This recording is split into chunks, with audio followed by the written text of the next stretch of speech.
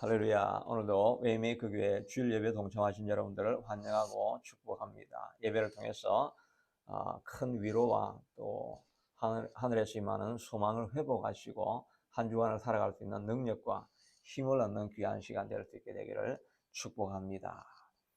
지금 저희는 요한복음 강해를 하고 있는데 1장부터 18절까지 1장 1절에서 18절까지 있는 내용에 대해서는 예수님을 사도 요한이 소개하고 있는 내용을 보게 됩니다. 이 요한복음은 이제 AD 90여 년경에 성경 복음서 중에 맨 마지막에 기록한 성경이지요. 60년대, 70년대까지 기록되어진 성경이 마태마가 누가복음인데 그 복음서는 공간복음으로서 예수님이 탄생 기사에서부터 성천하시는 그 이야기, 예수님의 인생 일대기를 중심으로 해서 예수님을 소개하는 내용입니다. 그러나 90년대가 되어지고 나서는 이제 예수님이 성천하신 이후에 한 60여 년 지나면서 신앙생활을 해나가면서 이단들이 많이 생겨나게 됩니다. 그 이단들의 또 지금까지 오고 오는 모든 이단들의 공통점이 있다고 한다면 한 가지 주제에 기결되는 것을 보게 됩니다. 예수님을 신으로 인정할 것인가 하는 것입니다. 모든 이단들은 다 예수님은 지금까지 살았던 가장 위대한 하나님의 뜻을 이루어낸 그런 분인 예수님의 인성에 대해서는 누구나 다 인정을 하게 됩니다. 또 더 나아가서는 예수님의 인성 안에 신성이 들어왔다 하는 것까지도 인정하는 교단 이단들이 있습니다. 그래서 예수님이 인성 가운데 신성이 들어오심으로 말미암아 하나님의 뜻을 가장 잘 구현해낸 삶을 살아간 그런 위인이었다는 것까지는 인정을 하지만 예수님 자신이 그 신 자체셨다, 하나님 자신이었다는 그 부분들은 모든 이단들이 아리우스파에서부터 시작해서 오고 오는 모든 이단들에게 공통적으로 나타나고 있는 특징인 것입니다. 여호와의 증인도 여러 다른 세세한 부분에서 물론 정통교회와 차이가 나는 부분들이 있지만 그 가장 깊이에 들어가 보면 예수님이 누구신가 하는 것에 대해서는 그들은 예수님은 피조된 존재, 창조자가 아니라 피조되어진 존재라고까지밖에 인정을 하지 못하는 것이지요. 안식교도 동일한 그런 교리의 결함이 바로 그 부분에 있는 것입니다. 안식일을 지킬 것이냐 아니면 주일을 지킬 것이냐 이런 세세한 부분에서 차이가 나는 것은 뭐 우리가 인정할 수도 있고 또 받아들일 수도 있을 수도 있으라고 생각할 수가 있습니다. 그러나 그 가장 근본에 들어가면 예수님은 누구신가 라고 하는 주제에 대해서 우리가 인정하는 것처럼 예수님은 하나님 자신이었다라는 것은 이단이 결국은 인정하지 못하게 되는 것이죠. 그러니까 가장 근본에 있는 문제는 그러니까 이 가장 근본에 있는 문제를 사도 요한이 알았기 때문에 제일 1장 1절에 먼저 예수님에 대해서 소개하면서 말씀이라는 표현을 사용하시고 그리고 그 이후에 예수님 말씀이 태초부터 계셨고 또 말씀으로 말미암아 이 말씀 로고스라는 말씀은 예수님으로 대신할 수 있는 말이죠. 그러니까 예수님은 태초부터 계셨고 하나님과 함께 계셨고 모든 만물이 그로 말미암아 지은 바 되었다라고 하는 이 내용을 사도 요한은 요한복음, 복음서를 쓸 때 제일 처음에 그렇게 장엄하게 선포를 하고 시작하고 있는 것입니다. 그리고 나서 예수님의 사역에 대해서 그분의 교훈에 대해서 삶에 대해서 소개를 하고 있는 부분이 나오는 것입니다. 그러므로 우리는 이 예수님을 하나님으로 인정하는 것 이것이 너무나 중요한 교리인 것입니다. 그러나 우리 일반 정통교회에서도 이 부분을 많이 강조를 하고 있지 않죠. 우리가 예수님은 하나님의 아들이었다. 이런 거는 우리가 누구나 공감하고 그러면서 계속 우리가 선포를 하는데, 예수님이 하나님 자신이다, 이런 표현은 우리가 잘 쓰지 않고 강조를 하지 않습니다. 그렇게 말하면 좀 더 너무 많이 나간 것 같은 그런 느낌을 받을 때가 있죠. 그러나 성경에는 분명히 사도 요한이 하고 싶은 말은 바로 예수님은 태초부터 계셨고 예수님을 통해서 만물이 창조되어졌고 예수님은 하나님과 함께 계셨다 하는 그 부분을 이 사도 요한은 강조하고 싶은 것입니다. 그러므로 우리가 정통 교리를 따라가는 그런 온전한 기독교인이 된다고 하는 것은 바로 예수님을 하나님 자신으로 인정하는 이 교리를 우리가 붙들 수 있느냐는 것입니다. 성경에서는 분명히 사도 요한이 하고 싶은 말은 바로 이것입니다. 예수님은 하나님 자신이었다는 것을 선포하고 싶어 하는 것이지요. 사도 바울도 이 교리를 너무나 명확하게 이해를 하고 있었습니다. 그래서 빌립보서에 보면 그는 하나님과 본체시나 하나님의 본체시나 하나님과 동등하신 분이시나 동등할 것으로 여기지 아니하고 사람의 몸을 입고 종의 형체를 입어서 자기 몸을 버리시는 데까지 낮아지셨다라고 말씀하실 때, 예수님은 하나님 자신이었다는 것, 본체라 하나님과 본질적으로 동일하신 분이시고 하나님 자신이었다는 것을 바울도 그의 신학 안에 분명하게 드러내고 있는 것입니다. 우리가 이 믿음을 가져야 할 것입니다. 이 예수님의 본질에 대해서 말씀하고 난 이후에 이제 19절 이후부터 예수님의 사역에 대해서 이제 말씀하는 내용이 오늘 본문을 통해서부터 나타나게 되는 것입니다.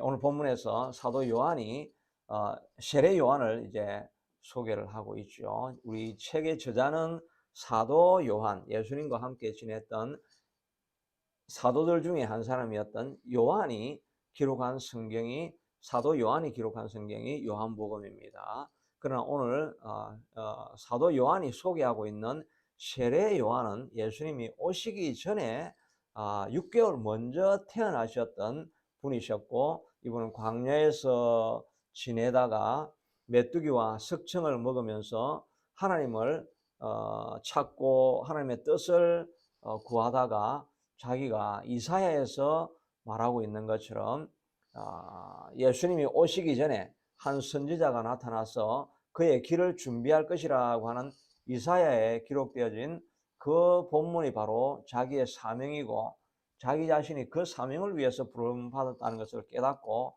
예수님이 오실 길을 준비하시는 그런 사역을 한 분이 세례 요한이라고 할 수가 있습니다. 왜 우리가 이 요한을 John the Baptist, 세례 요한이라고 하느냐 하면, 물론 사도 Apostle John, 사도 요한하고 구별하기 위해서도 이렇게 이름을 붙여주긴 또 했지만, 세례 요한이 한 일은 바로 요단강에 바리새인들과 유대인들을 불러 모아서 그들에게 세례를 주면서 회개하고 제사함을 받으라고 하는 말씀을 통해서 우리의 마음을 정결하게 만들어서 예수님 오실 길을 준비하는 사역을 한 것이지요. 주로 세례를 많이 주면서 회개하라고 선포했기 때문에 우리가 John the Baptist, 세례 요한이라고 우리가 이렇게 이름을 붙이게 되는 것입니다. 세례 요한은 한 그의 주 사역이 바로 사람들의 마음을, 너는 길을 다 평탄하게 만들어서 높은 곳은 낮아지게 만들고 꼴은 채워져서 길이 평탄하게 되어서 예수님이 오실 길을 준비하라고 이사야서에서 예언하고 있는데, 그 준비하는 길은 물론 산이 높고 골이 깊은 그것을 흙으로 불도저로 이렇게 땅을 채우라는 사명이 있는 것은 아니겠죠. 우리의 마음속에 정결하지 못한 것, 더러운 것을 다 회개하게 만들어서 깨끗한 마음을 준비해서 예수님을 맞이할 수 있는 그런 마음의 상태를 준비시키신 분이 바로 세례 요한이었다 하는 것을 알 수가 있습니다. 그러므로 우리도 예수님을 만나러 나아가기 전에 또 우리가 예수님을 찾지 않습니까? 그런데 예수님을 우리가 찾고 기도하고 부르는데 우리 예수님을 잘 만나지를 못할 때가 있죠. 그냥 눈을 감았다 기도하지만 기도 소리가 천장을 뚫지도 못하고 다 떨어지고 기도하려고 하지만 예수님의 임재를 경험하지 못하는 그런 때가 많이 있죠. 왜 우리가 하나님의 임재를 경험할 수가 없습니까? 또 예배하는 것 가운데 하나님의 음성을 듣고 하나님을 만나는 일이 왜 없겠습니까?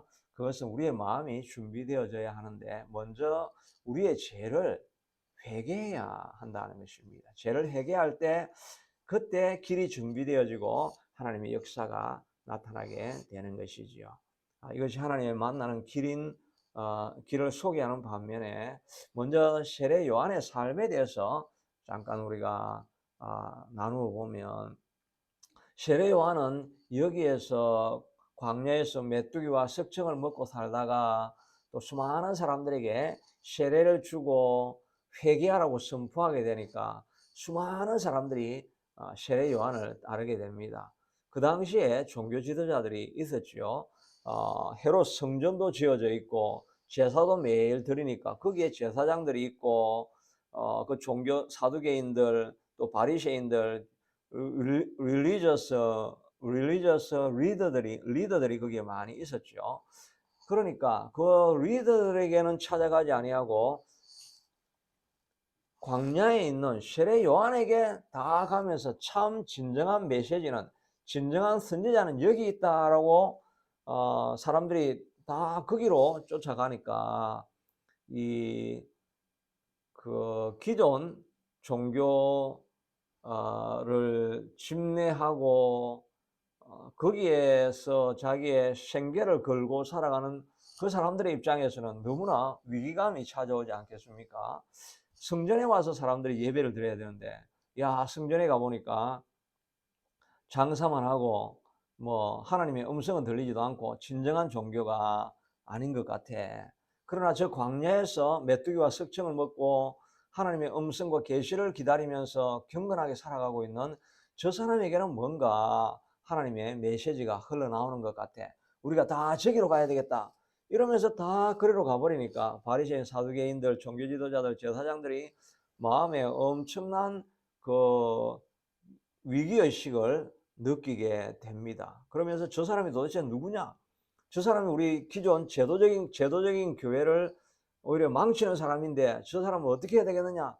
이런 마음의 부담과 회의가 계속해서 진행되고 있었습니다.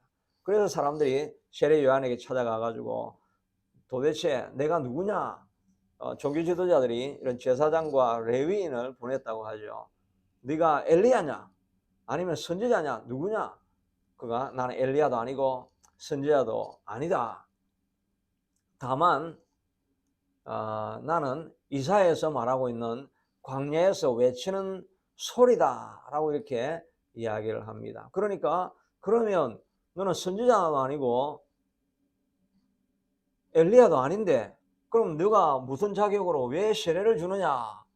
그렇게 이야기를 하니까 사실은 세례는 만약에 준다고 한다면 종교 지도자들이 줘야 되는데 너는 아무것도 아닌데 왜 세례를 주느냐라고 이야기할 때 세례 요한이 그것에 대해서는 응답은 하지 않습니다. 응답은 하지 않으면서 나는 예수님의 내 뒤에 오시는 메시아 그분의 신발끈을 푸는 일도 내가 감당할 수 없는 종이 신발을 풀죠. 나는 종감도 안 된다는 것입니다. 종은 그래도 그 예수님 발 가까이 가서 발에 있는 신발을 만지면서 뭐 이렇게 섬길 수 있는 그런 자격이라도 있지만 나는 신발끈을 만질 만한 예수님의 종이 될 만한 그런 자격도 없는 자다라고 이렇게 소개를 하면서 자기 자신은 그렇게 이야기하면서 내 뒤에 오시는 이가 있는데 그분은 성령으로 세례를 주실 분이시다라고 말합니다. 내가 보니까 예수님이 친히 찾아오셔가지고 다른 복음서에 그렇게 말씀하고 있죠. 예수님이 세례 요한이 세례를 주고 있으니까 친히 요단강에 오셔가지고 예수님이 세례 요한에게 이 세례를 받게 되는 것입니다. 세례 요한이 걷고 만류하면서 내가 주님 앞에 가서 엎드려서 세례를 받아야 될 사람인데 어떻게 주님이 내게 오시나이까? 그렇게 하니까 이렇게 하여서 하나님의 뜻을 이루는 것이 합당하다. 하나님의 계획 가운데 있는 일이다 라고 하니까 세례 요한이 순종하는 마음으로 예수님에게 세례를 베풀게 됩니다. 근데 예수님이 세례를 베풀 때에 하늘에서 비둘기와 같은 성령이 나타나시고 또 음성이 들려서 이는 내 사랑하는 자니 너희가 저를 기뻐하라. 내가 저를 기뻐하노라 라고 하는 이런 음성이 들리는 것입니다. 그러므로 세례 요한의 마음에 확정을 주셨는데 세례 요한이 기도할 때 너희가 세례를 줄 때 그 성령이 임하는 분이 있다고 한다면 그분이 바로 메시아라고 하는 음성을 이미 광야에 있을 때 하나님으로부터 음성을 들었는데 예수님이 세례를 받을 때 비둘기와 같은 성령이 예수님에게 임하는 것을 보게 되죠. 그때 세례 요한의 마음에 확정을 하게 된 것입니다. 이분이 하나님께서 보내시고자 하는 그 메시아다라고 하는 확정을 그는 하게 되는 것입니다. 그리고 나서 그 다음 날 보니까 예수님이 이제 세례 받으신 이후에 들을 걷고 계시는 그 모습을 바라보면서 세례 요한이 모든 그의 노력을 다해서 그분을 가르치면서 저분이 바로 세상 죄를 지고 가시는 하나님의 어린 양 메시아다라고 하는 선포를 하게 됩니다. 그러니까 자기에 있던 제자들이 다 예수님께로 가게 되는 것입니다. 그러니까 제자들이 와서 걱정하면서 아니 우리가 다 제자들이 세례 요한 당신을 쫓아왔었는데 지금은 전부 다 예수님께로 다 가버리고 우리가 남아있는 제자가 없습니다. 당신을 따른 무리가 다 없어졌습니다. 당신의 인기가 바닥에 떨어져 버렸으니까 이거 어떻게 합니까? 라고 하는 걱정하는 말을 하니까 잘 아는 유명한 말이죠. 그는 흥하여야 하겠고 나는 쇠하여야 하리라. 예수님이 높아지기를 위해서 내 사명이 온 것이기 때문에 내가 죽고 예수님이 사는 것이 내가 존재하는 그 사명이 아니었겠느냐라고 이렇게 말씀하시고 말을 전하고 있게 되는 거죠. 그리고 자기의 본문에 대해서 그는 이사야서의 말을 잘 인용을 하고 있죠. 그는 광야에서 외치는 자의 소리라고 말하고 있는 것입니다. 소리는 샤우팅 할 때는 크지만 그러나 싹 사라져 버리기 때문에 소리는 없어지는 존재인 것입니다. 바로 우리 자신들도 세례 요한에 자기 자신에 대해서 이야기하기를 나는 샤우팅하고 그 샤우팅을 듣고 사람들이 샤우팅에서 예수님이 메시아라고 하는 소리를 듣고 그 소리는 사라져 버리는 것처럼 자기는 뒤에 사라지는 그 사명이 바로 자기의 사명이라고 선포하는 의미에서 나는 소리일 뿐이다 라고 말하고 예수님은 흥하여야겠고 나는 쇠하여야 하리라 이렇게 자기 자신을 선포하고 있지 않습니까? 가장 낮아지는 자리에 있으면서 세례 요한의 사명은 예수님을 드러내는 것이 그의 모든 사명이라고 이렇게 말씀하고 있는 것입니다. 나중에 다른 본문에 보면 예수님께서 세례 요한을 소개하면서 세례 요한이 감옥에 들어가 있는 그런 상황이었을 때도 여자가 낳은 자 중에 가장 큰 자가 이 세례 요한이다. 여자가 낳지 않은 사람이 있습니까? 다 어머니가 있어서 애를 낳게 되지요. 그러니까 여자에게서 난 자라는 말은 모든 인류 가운데 가장 큰 자가 바로 이 세례 요한이다 라고 이렇게 말씀하고 있는 것입니다.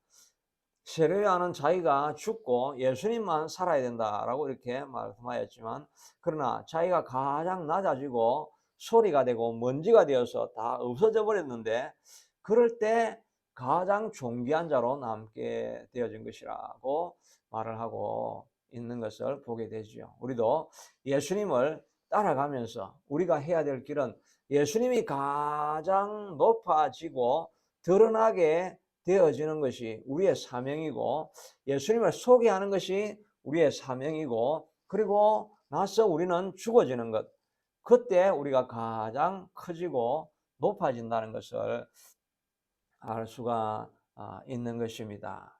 또 우리가 인생을 살아가면서 누구나 다 성공적인 삶을 살아가기를 원하고, 또 인생을 살아가면서 마지막에 내 인생은 참으로 의미 있는 인생이었다라고 이렇게 고백하기를 원하지 않습니까? 재물을 많이 가져서 성공할 수도 있겠지만, 재물이 없다 할지라도 자기의 삶을 돌아보면서 내가 가장 선한 영향력을 남겼고, 또 내게 주신 사명을 잘 마쳤다, 이럴 때 우리가 의미 있는 삶을 살았다고 할 수가 있지 않겠습니까? 그런데 하나님이 보시기에 우리 인생 중에서 가장 성공한 사람, successful life를 살은 사람이 있다고 한다면 바로 세례 요한과 같은 사람이겠죠. 여자가 낳은 자 중에 가장 큰 자, 이 사람이 어떤 사명을 했습니까? 바로 예수님을 이 땅에서 높여드리고 예수님을 찬양하고 예수님을 세상에 소개하는 일에 자기의 온 삶을 들였던 그런 사람을 하나님이 보시고 가장 의미 있는 삶, 가장 크게 살은 삶이라고 하나님이 소개해 주고 있는 것 아니겠습니까?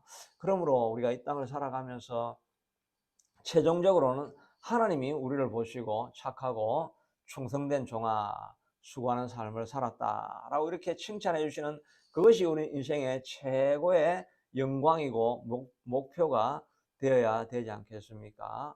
이 사도 바울도 하늘에 있는 상급을 바라본다고 말하고 있죠. 내가 선한 싸움을 다 싸우고 나의 달려갈 길을 마치고 믿음을 지켰으니 이제 후로는 나를 위하여 예비되어진 그 면류관을 바라보고 달려간다. 하늘에 있는 가장 큰 상급을 바라보고 나아간다고 했는데, 우리가 살아야 될, 가장 바라보고 사모하고 살아야 될 하나님이 주실 가장 큰 면류관, 너는 가장 이 땅에서 큰 자다라고 하는 이런 하나님의 인정함이 임하는 삶이란 것은 우리의 삶을 통해서 예수님을 드러내는 것입니다. 예수님을 소개하는 삶입니다. 그리고 내 삶을 통해서 예수님의 말씀이 구현되어지는 삶, 그런 삶을 살아가는 것이 이 땅에서 가장 성공적인 삶을 살아가는 그런 인생이라고 할 수가 있을 것입니다. 우리도 모두에게 주어진 사명은 바로 우리를 통해서 예수님이 드러나는 삶을 살아야 할 것입니다. 오늘 본문 이후에 또 예수님 세례 요한을 쫓아갔던 사람 중에 한 사람이 있었는데, 그 사람이 바로 안드레죠. 안드레는 그 다음에 나오는 본문은 안드레가 자기 브라더 시몬에게, 게바에게 찾아가서 내가 예수님 메시아를 만났다라고 이렇게 선포해 주게 됩니다. 그래서 베드로를 예수님께로 인도하게 되지요. 그래서 예수님이 그를 보자마자 너를 시몬이라고, 갈대라고 하지 말고 이제는 내가 너희를 베드로, 피터, 반석으로 내가 너를 부를 것이다 라고 하면서 베드로를 세워서 제자 삼는 과정이 나옵니다.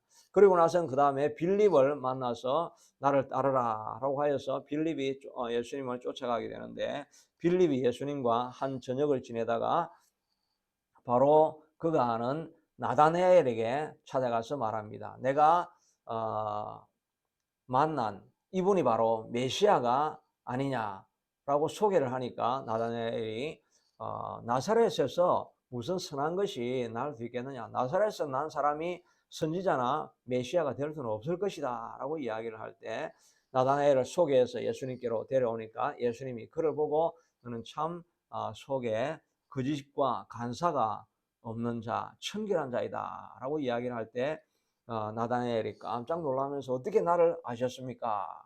너가 무화과나무에 앉아 있을 때 그때서부터 너를 알았고, 이것으로 놀랄 것이 아니라 그 더 놀라운 일이 너에게도 나타나게 될 것이다 라고 하는 말로 소개해주는 내용들이 뒤에 나오게 되죠.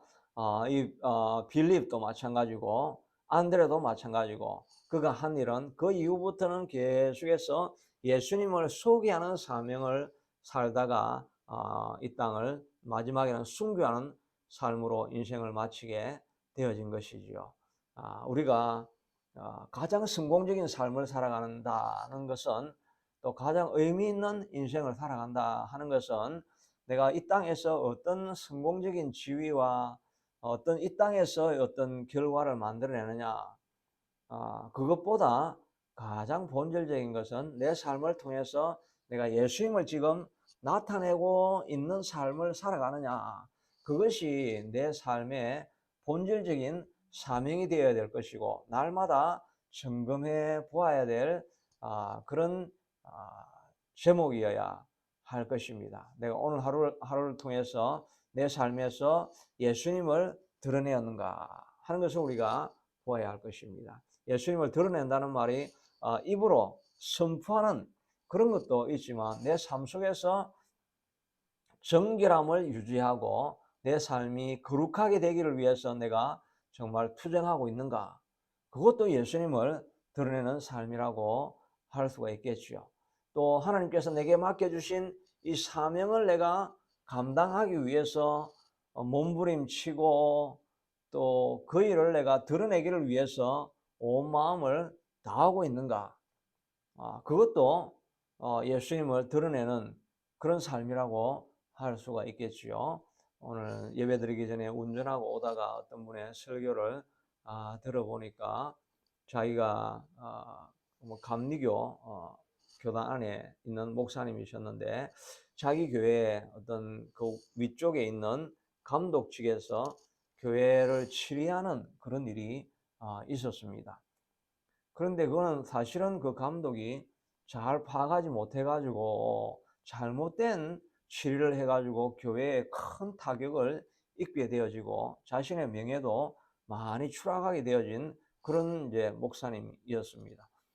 그래서 이것을 좀 바로잡기 위해 가지고 자기가 모든 정확한 정보와 증거를 다 모아가지고 이제 기관이 모일 때 거기서 이제 드러내어 가지고 이렇게 감독은 말하셨지만 사실은 이 증거를 보십시오. 이 모든 증거가 말해주고 있지 않습니까? 이것은 이 감독이 잘못 정보를 파악해서 잘못된 치리를 함으로 말미암아 교회와 목회자에게 큰 피해를 입혔습니다라고 하면서 자기를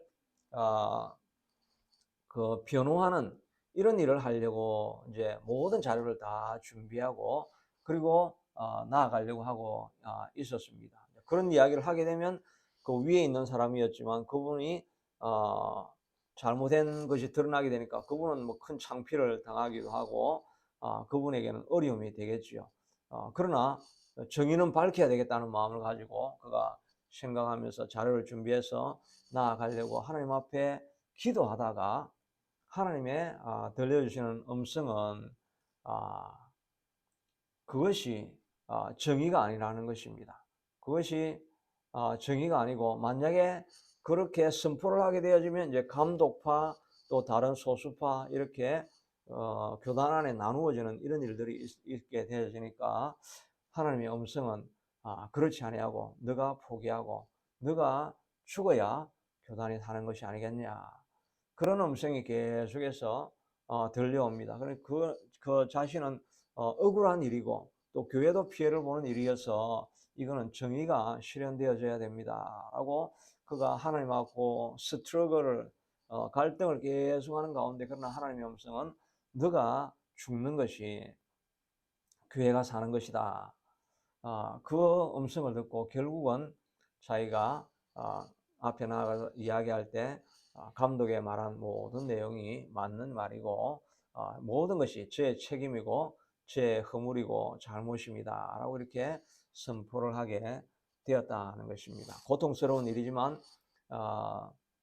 주변에 있는 사람들이 그건 사실이 아니지 않느냐, 왜 사실로 말을 해서 교회와 자신을 보호하지 않느냐라고 할 때 그는 예수님이 이겼습니다. 예수님이 이겼습니다 라고 이렇게 선포를 사람들에게 말했다는 것입니다. 정말 예수님이 이긴 거지요. 만약에 자신이 계속해서 싸워서 자기가 높아지려고 하고 자기가 지위가 떨어지는 것을 높여서 내가 옳았다는 것을 증명하게 되면 나는 서게 되지만, 그러나 갈등이 일어나고 교회가 죽게 된다고 한다면 옳은 일은 아니었죠.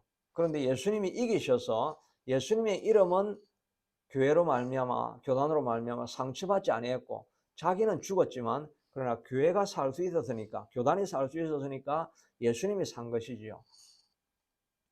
자기는 죽었지만 예수님은 사는 결정을 하게 되는 것. 자기는 마음에 그 큰 고통과 짐을 짊어지고 오해와 비난을 짊어지고 가는 길이었지만, 그러나 내가 그것을 짊어지고 낮아지고 사람들에게 손가락질을 받는 그런 자리에 떨어졌지만, 교회가 살고 교단이 사는 것은 예수님이 사는 것, 예수님이 이긴 것이 되는 거죠.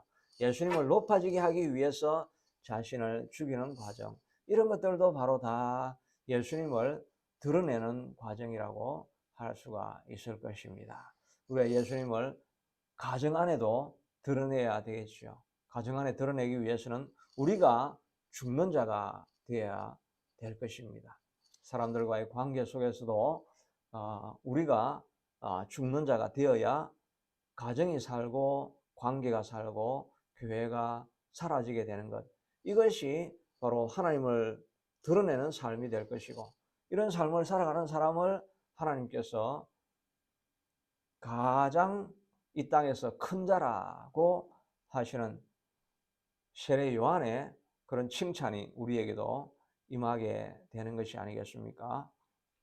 그러므로 우리도 우리의 삶을, 성공적인 삶을 살려고 하면 늘 우리 자신을 잘 돌아보아서 내 삶을 통해서 예수님이 주인이 되어 주시고 예수님이 높아지시고 예수님이 왕으로 선포되어질 수 있을까 하는 것을 우리가 늘 생각하고 그 길을 걸어가야 될 것입니다.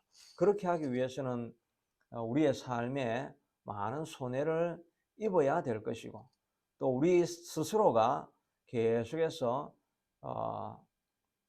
그 무너지는 이런 삶을 살아야 되는데, 우리가 어떻게 다 그렇게 거룩한 삶을 살 수가 있겠습니까?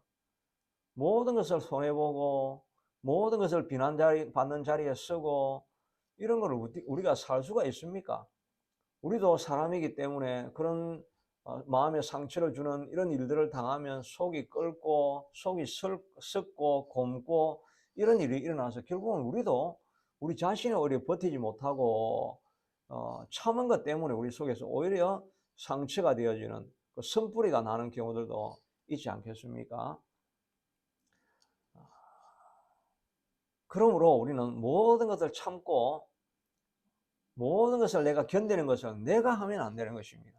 그것을 감당할 수 있는 힘을 하나님께 공급받아야만 하는 것입니다. 상처를 입는 일을 당할 때 더 큰 하늘의 위로를 경험해야만 우리가 그 길을 계속해서 걸어갈 수가 있는 것이지요. 하나님으로부터 공급은 받지 아니하면서 내가 인간적인 마음으로 낮아져서 섬기고 내가 죽을 때까지 섬기고 그러다 보면 그 사람이 끝까지 섬길 줄은 모르지만 그의 마음 가운데 온갖 쓰레기와 쓰라림과 쓴뿌리가 그의 마음에 가득한 것을 보게 됩니다. 정말 교회 많은 목회자들이 또 사모들이 모든 것을 섬기며 살지 않습니까? 그러나 어떤 분들은 섬기면서도 마음의 기쁨과 얼굴에 빛이 나는 사람이 있고, 어떤 사람은 섬기고 섬길수록 뒤에 나오는 말이 다 성도들에 대한 불평, 불만이 흘러나오는 사람들도 얼마나 많습니까? 다 마음에 선뿌리가 있는 것이죠. 이렇게 섬겼는데, 이렇게 했는데 돌아오는 것이 이거밖에 없냐라고 하는 그런 마음. 그러나 내가 하나님을 위해서 참아야지. 그건 내가 참는 거죠. 하나님이 주시는 힘으로 참는 것이 아니지요. 그러므로 우리는 남을 섬기더라도 하나님 앞에 기도하면서 하나님 내게 섬길 힘을 내게 먼저 공급해 주시옵소서라고 이렇게 기도하여서 하나님이 주시는 힘으로 섬겨나가면 우리 마음에 아무런 성뿌리가 남지 않는 것입니다. 하나님께 받은 은혜가 많이 있으니까 다 드리고 나도 그냥 내 것 아닌 것 다 준 것밖에 없다라는 그런 생각밖에 없기 때문에 오히려 마음의 기쁨과 평안이 있는 것이지요. 그래서 은혜 받은 자가 다른 사람에게 은혜를 베풀 수가 있지요. 자녀들도 보면 집에서 계속해서 비난의 말을 듣거나 또 지적하는 말을 듣거나 이런 말을 많이 한 사람은 밖에 나가서 다른 사람을 베풀어 주지를 못합니다. 그 사람도 지적하고 다른 사람을 비난하는 사람이 되죠. 그런데 집에서부터 끊임없는 사랑과 격려와 스포트를 계속해서 받고 이렇게 자라온 사람들이라고 한다면 그런 사람들이 나가서 다른 사람들에게 더 많이 베풀어 줄 수가 있죠. 왜냐하면 자기가 많이 받았기 때문에 주는 것이 자연스러워 주는 것이지요. 그러므로 우리도 교회 생활할 때 먼저 우리가 하나님으로부터 은혜를 공급받아야 됩니다. 섬길 수 있는 힘, 낮아지는 힘, 죽어도 괜찮은 그런 각오할 수 있는 마음, 이런 것은 인간적인 노력으로 되는 것이 아니라 하나님이 주시는 힘으로 공급을 받아야 우리가 이 하나님이 주시는 거룩한 삶, 위대한 삶을 우리가 살아갈 수 있지 않겠습니까? 하나님께서 모세를 부르고 이스라엘 백성들을 구원해 내라고 했지만 이스라엘 백성들을 모세가 구원해 낼 수가 있습니까? 모세는 힘이 없는 자입니다. 자기가 고백한 것처럼 나는 나이도 들었을 뿐만 아니라 내 입이 뻣뻣해서 말을 더듬어 가는데 무슨 말 더듬이가 200만을 이끌어가는 리더가 될 수 있습니까? 절대 할 수 없습니다. 라고 하니까 그러나 하나님이 하시려고 하는 사명이니까 하나님께서 걱정하지 마라. 내가 너와 함께 하실 것이고 내게 능력을 부어줄 것이라고 말하고 있지 않습니까? 지팡이를 병해서 뱀이 되기도 하고 손을 넣으니까 문둥병이 들었다가 다시 넣으니까 문둥병이 고쳐지기도 하고 능력을 보여주면서 내가 내게 이런 능력을 주겠다. 말을 더듬는다고 하니까 누가 말 잘하는 자를 만들었으며 듣지 못하는 자, 또 귀 밝은 자, 보지 못하는 자, 눈 밝은 자, 다 눈, 코, 입, 귀를 누가 만들었느냐? 하나님이 내가 만들었지 않느냐? 내가 만들었으니까 내가 능력을 주면 아무리 말 못하는 자도 말 잘하는 사람으로 내가 바꿀 수 있다는 것을 왜 너는 믿지 못하느냐? 너는 나아가라! 라고 이야기를 하고 그래도 모세가 나는 못 갑니다. 뭐 하나님 능력을 제가 잘 믿을 수도 없고 내가 가려고 하는 도저히 그 일을 못 하겠습니다. 그러니까 하나님께서 못하는 사람에게는 아론이라고 하는 형제 말 잘하는 사람을 붙여 주었으라도 그 일을 감당하게 하시는 것입니다. 그러므로 우리도 우리에게 주어진 사명, 그 사명을 감당하려고 하면 하나님께서 우리에게 감당할 힘도 하나님이 공급해 주신다 하는 것을 우리가 믿어야 되겠죠. 그러니까 우리의 사명을 가장 먼저는 내 삶을 통해서 예수님을 드러내는 삶을 살아야 되겠다는 결정을 하고 그러나 그 일을 감당할 힘은 하나님이 주시는 것이므로 하나님께서 주신 사명입니다. 하나님께서 주신 마음의 감동입니다. 하나님께서 나를 이 일을 위해서 부르셨지 않습니까? 라고 고백한 이후에는 하나님이여 그 일을 감당할 수 있는 능력을 주시옵소서. 물질을 공급해 주시옵소서. 사람을 보내어 주시옵소서. 자원을 공급해 주시옵소서라고 하나님 앞에 기도하고 나아가면 하나님이 그 능력을 공급해서 주어진 사명을 감당하게 하실 것이므로 수고하고 섬기고 낮아지고 먼지 같은 상황이 되어도 우리의 마음속에 선뿌리가 생기지 않는 거룩한 삶을 우리가 끝까지 걸어가서 사명을 감당하게 하실 것입니다. 하나님, 세례 요한도 자기에게 가장 미약한 자로 있다가 그냥 어처구니 없이 나중에 헤롯 대왕의 잔치에 먹잇감으로 목이 잘려서 인생을 마감한 허무한 인생과 같았지만 예수님은 세례 요한을 여자가 낳은 중에 사람 중에서는 가장 큰 자다라고 말씀해 주셨는데 우리의 삶도 예수님을 드러내는 삶을 예수님을 드러내는 것을 인생의 목적으로 삼고 살아가는 우리가 되게 하여 주시고 우리 힘으로는 그 일을 감당할 수가 없습니다. 인간적으로 그 일을 감당하려고 하면 우리의 마음에 선뿌리가 생길 수밖에 없는 것이 아니겠습니까? 하나님 우리를 불쌍히 여겨주셔서 사명을 감당할 수 있는 능력을 주시고 사명을 감당할 수 있는 은혜를 주시고 사명을 감당할 수 있는 위로를 허락하여 주시며 사명을 감당할 수 있는 권능을 저희들에게 날마다 매일마다 부어주시옵소서. 사명을 감당하다가 주저앉지 않게 하시고 계속해서 걸어갈 수 있는 힘을 주시옵소서. 무능한 자에게는 능력을, 피곤한 자에게는 쉼을 더하시게 하시고, 여호와를 앙망하는 자에게는 비둘기에 날개치며 독수리가 날개쳐 올라가는, 걸어가도 피곤치 아니하겠고 다른 박질하여도 피곤치 아니하는 힘을 주시겠다고 약속하여 주시오니 그 힘을 저희들에게 다시 한번 공급하여 주셔서 이 길, 주님의 길 끝까지 잘 마무리하고 마칠 수 있는 우리가 될 수 있게 축복하여 주옵소서. 예수님 이름으로 기도드리옵나이다. 아멘.